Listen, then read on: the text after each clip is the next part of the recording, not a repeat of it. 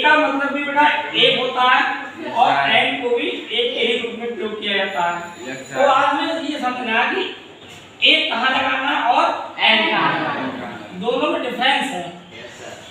अभी तक हम बता देते ए ई आई ओ यू, इंग्लिश में बेटा 26 अक्षर होते हैं, इनमें 5 वोवेल होते हैं। क्या होते हैं? 5 वोवेल होते हैं और 21 कंसोनेंट होते हैं। क्या होते हैं? 21 कंसोनेंट होते हैं। तो आज ये देखना है किसके आगे एंड लगाना है और कहाँ पर ए लगाना है, ए कहाँ लगाना और एंड कहाँ लगाना है। देखिए ये लिखा हुआ है एक कार, क्या लिखा हुआ है? एक कार, धीरे धीरे। एक कार, कार के आगे ए लगाया है तो क्यों लगाया है?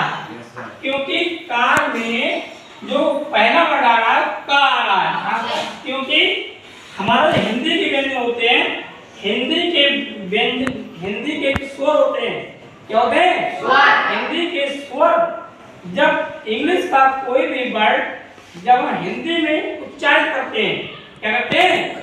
इंग्लिश के कोई भी वर्ड को जब हिंदी में उच्चारण किया जाए और उसका पहला व्यंजन आ जाए, क्या आ जाए? व्यंजन आ जाए, तो वहां पर हम ए का प्रयोग करेंगे। और हिंदी का कोई भी अक्षर अगर व्यंजन से शुरू होता है या स्वर से शुरू होता है, इससे शुरू होता है स्वर, अगर स्वर से शुरू होगा तो वहां पर एंड का प्रयोग होगा। इसका प्रयोग होगा एंड का प्रयोग। अब देखो हम एंड के प्रयोग वाले को वर्ड आपको बता दें। जैसे ये लिखा हुआ है एरोप्लेन,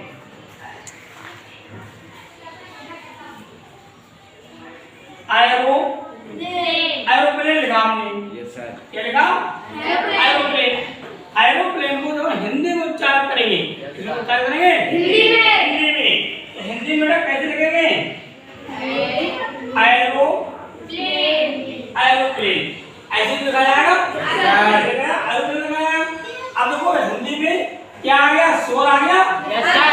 स्वर आ गया। Yes sir. तो एरोप्लेन से पहले क्या लगाया जाए?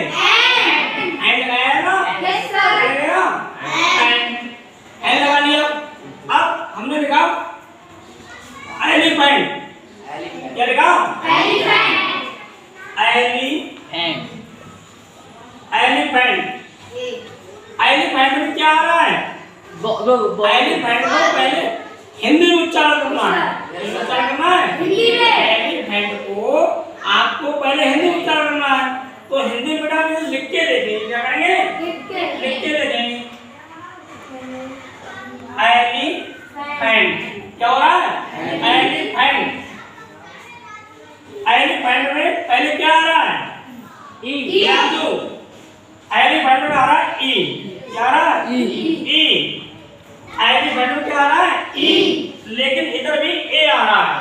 हिंदी में क्या आ रहा है? ए। हिंदी में आ रहा है ए। तो जब ए आएगा तो यहाँ पर क्या आएगा? एंड। क्या आएगा? एंड का प्रयोग होगा। समझ आ रही बात? ऐसे ही हमने लिखा बुक, क्या लिखा? बुक, बुक लिखा। तो बुक को अगर हम हिंदी में उच्चारण करेंगे, अगर बुक का हिंदी में उच्चारण किया जाएगा तो कैसे लिखेंगे? बुक। तो हिंदी का जो पहला वर्ड है वो क्या है? व्यंजन है। क्या है? व्यंजन है। और हमने आपको पहले ही बता रखा है कि जब किसी भी इंग्लिश वर्ड को हिंदी में उच्चारण करें या हिंदी में लिख के देखें और उसका व्यंजन आ जाए, क्या आ जाए? व्यंजन से शुरू हो, तो वहां पर ए का प्रयोग होगा। और जब हिंदी में स्वर से प्रारंभ हो, इससे प्रारंभ हो, स्वर से प्रारंभ हो, जैसा कि मैंने बताया आपके लिए, तो वहां पर एंड का प्रयोग होगा। ठीक है? समझ रहे होंगे आप लोग? Yes sir. Thank you.